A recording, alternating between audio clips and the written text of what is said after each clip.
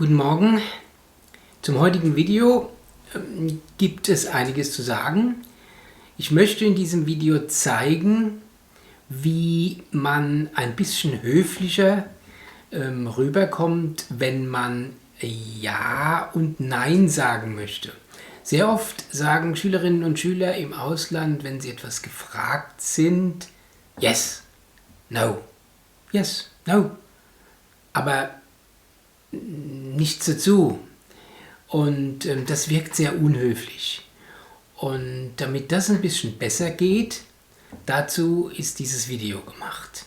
Ich gebe euch 2 Beispiele und einige Sachen, die ihr dann beachten könnt, damit ihr höflicher und freundlicher rüberkommt. Good morning, Arthur. Fine day today, isn't it? Yes. How's the family? Did the kids enjoy the football match last night? Yes. Well, I actually did too. Are you going for a walk? Yes. Do you mind if I join you? No? Oh, good. Then, shall we have a little stroll along the River Thames then? Yes, all right. I see. You got your umbrella with you. Do you think it might rain? Yes. Oh dear, we'll get wet then. So geht's nicht. Was könnte man denn sagen? Zum Beispiel könnte man sehr schön sagen, yes I do, yes I will, yes, of course, yeah that's a good idea. No problem, yes, no problem. Yeah, for sure. By all means. Yes, definitely. Yes, naturally. Yes, sir. Yes, ma'am. I wouldn't say no. Good morning, Arthur. Fine day today, isn't it?